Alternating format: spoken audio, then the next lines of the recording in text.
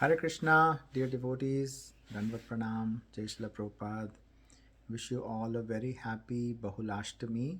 So today was the day when Radha Kund appeared, and there is a wonderful pastime how Radha Kund had appeared. So Krishna, after he had killed Aristashur, Radharani said that now you have become completely uh, impure by killing a bull. So you have to purify yourself. And Radharani asks him to take bath in all the rivers. So Krishna stamps his feet on the ground and creates Shyam Kund, and immediately he calls all the rivers, and the rivers they come and they jump into the Kund, and then Krishna takes his bath in the Kund. That is Shyam Kund. But then Krishna tells Radharani that you have sided with a demon, so now you have become impure and you have to do the same prayashchit by taking bath in all the rivers. So Radharani with all her gopis, they break off their bangles and then they start to dig the ground and create the Radha Kund. And to fill the water, they go to Mansi Ganga. They create a very, very big line from Mansi Ganga to Radha Kund and try to get water to fill the Kund. But then Krishna, he's so compassionate. He calls all the rivers, and all the rivers feel very obliged and happy, and they jump into Radha Kund. And then Srimati Radharani, she takes a holy dip in the Kund. So the appearance of Radha Kund is very, very special for us Gaudiya Vaishnavas. It is considered the liquid form of Radharani's love. The love of Radharani is Radha Kund. So on this day, I pray to Sri Sri Radha Kalachandji, to Srimati Radharani, that she blesses all of you and you're able to take advantage of this wonderful day. So today we shall read about Japa Affirmation, which is called I get to chant, I want to chant, and I love to chant. Often, when devotees begin their japa, they don't feel inspired to chant.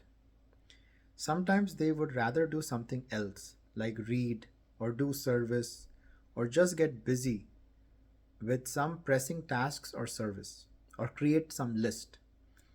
For whatever reason, they aren't looking forward to their japa and would rather be doing something else.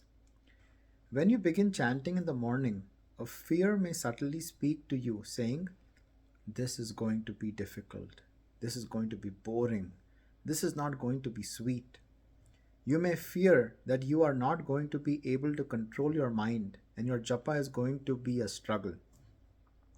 If your chanting is not consistently good, if you have gone through some low points in your chanting for some time, it is at these times that these thoughts are likely to haunt you. You may not even realize you are thinking this way. But if you become conscious of this, you may notice a little voice that sometimes says, oh no, here we go again. Now, you might say, I do feel this way sometimes.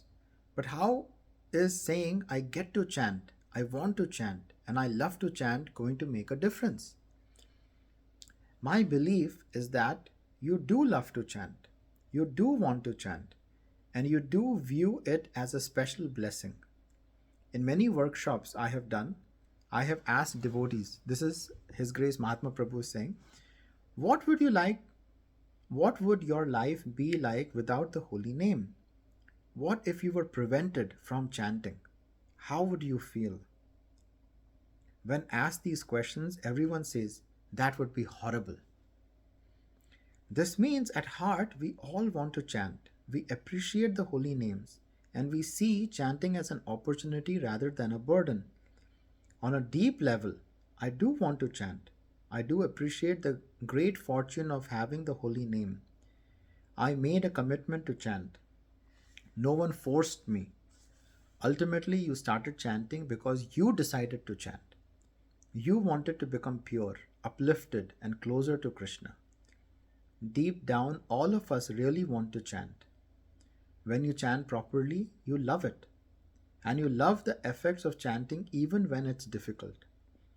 Connect to the holy names on this level. Realize that you really do want to chant, get to chant, and love to chant, even if you don't always consciously feel that way. This affirmation can connect you with your natural desires to chant. Many devotees have told me that just saying this affirmation before they begin chanting has a tremendously positive effect on their japa. I know it may sound strange that a few words could make that kind of difference, but they are not just saying these words. They are connecting with their desire to chant and bringing their conscious mind to this awareness. This affirmation reminds us that we really do appreciate chanting. Just by saying, I get to chant, I want to chant, and I love to chant, you alter your attitude towards the holy name and thus alter your experience. If you're chanting and losing your connection, or you are getting bored or distracted, then this affirmation will be very powerful to you. It is a reminder that deep down you really want to be chanting and that ultimately it is your favorite activity.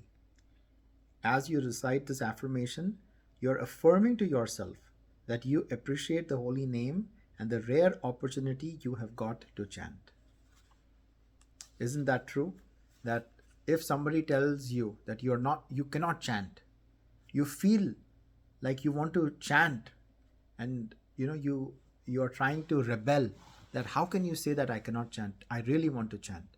And then when we get the opportunity to chant, we don't take that opportunity fully. So taking this affirmation, praying that all of us are able to chant nicely and sincerely and feel grateful that we have this opportunity and this holy name, that we can utilize this holy name and try to make our lifetime successful. Hare Krishna, Hare Krishna.